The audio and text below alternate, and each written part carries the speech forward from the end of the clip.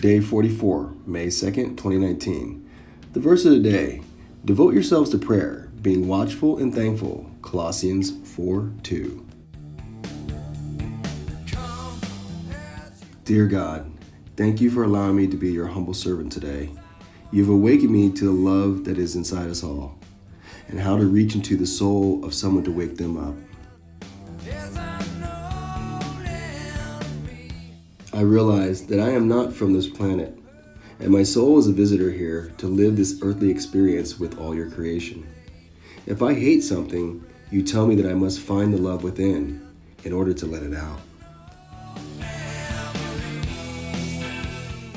You tell me that I am from the order of the eternal high priest Melchizedek. Therefore, my gifts is to administer both blessings and curses. Since a blessing is always within a curse, and a curse is always around a blessing, you cannot have one without the other. The duality of all things. Abraham saw that his son Isaac was a blessing, yet the curse was to sacrifice his son in the name of God, whom gives life to the body and can even raise the dead. Abraham learned that day that our Almighty God is a loving God, whom gives blessings in abundance.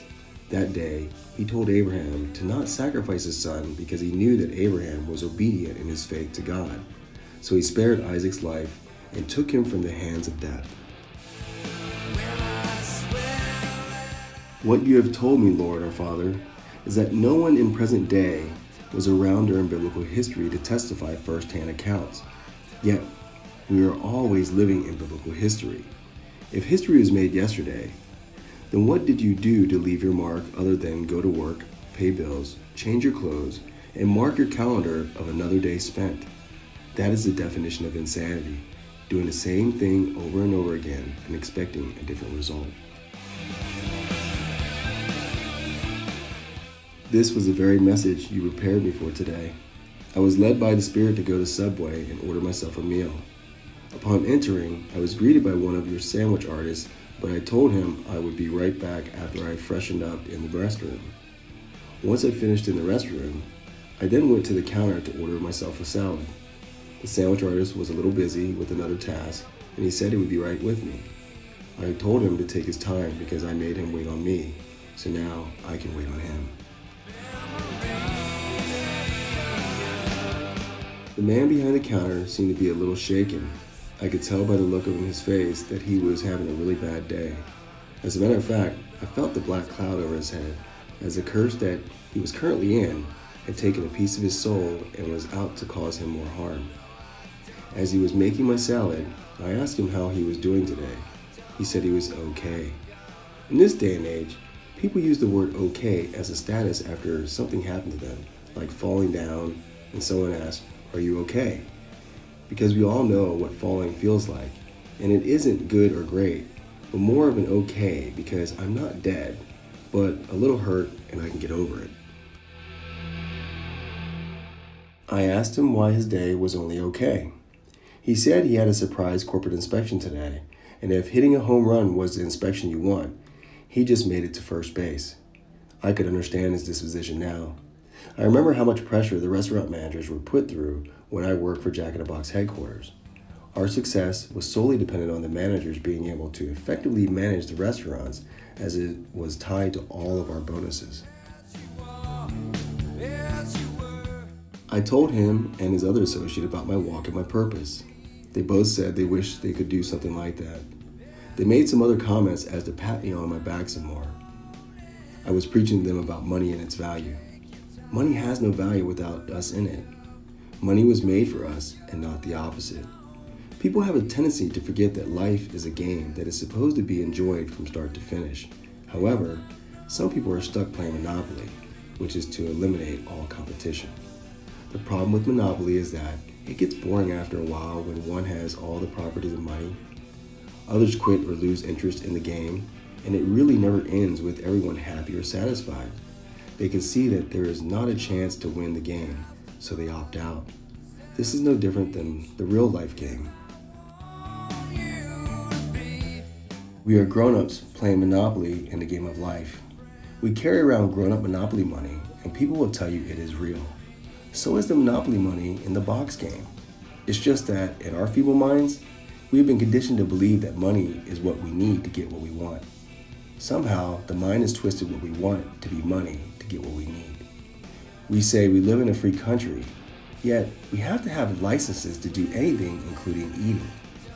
We cannot legally fish without a permit or hunt without a license.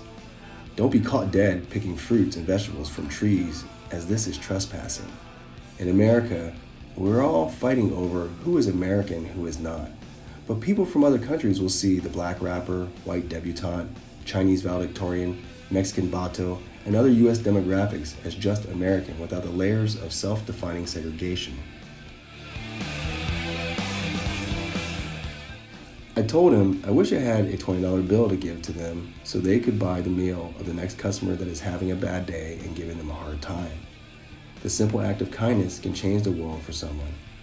Hunter then introduced himself to me and told me he really needed to hear my message today. I asked him if he wanted to sign my flag. He sounded pretty excited and honored. He handed me my food and started to wash his hands. As I finished paying for my food, another Subway member came out from the back and grabbed Hunter's attention to scold him about having 12 of this bread and that bread all the time. He was nitpicking everything as I was still waiting at the counter for Hunter to return. It was then I realized that this person who came from the back clearly had a disregard for the customer. He didn't have a name card or anything signifying him to be greater or lesser than Hunter. I felt the spirit tell me, the body does not feel, it only performs action. The body does not know how to love. The spirit feels, and all emotions come from the heart. So do all actions in love. So I asked the crew member if he knew who I was. He said he did not. So I explained to him that I am the customer. I am the reason he, at corporate, are here today. I told him, you, sir, are rude because you never acknowledged me as a customer and interrupted our conversation. I reminded him that if Hunter was not here to service me, that I would not be here either, nor any other customer. Respect is given and cannot be taken. Respect is love. I told him that I have been walking all day and I'm thankful that Hunter is even here to make me food. I'm thankful that he even plays the game of adult Monopoly with his game of life. I'm still baffled that he would take the abuse from anybody treating him less than human because their money or meaningless position is only as real as the mind allows it. If I stockpile all the food and you have money, who is truly the wealthier one? A fool like King Midas would have to eat his gold and silver that does nothing for the life inside our bodies. I told them all to be mindful of who you show hate to, because that person also has free will, which is above any man-made law. You don't know the universe that is going on inside someone else, yet you live in it with them. One's hate perpetuating the other.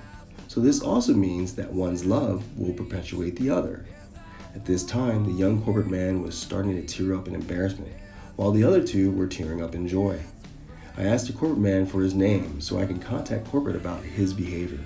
His haughty attitude told me that he was there with his GM and district manager, to which they came out to investigate what was going on.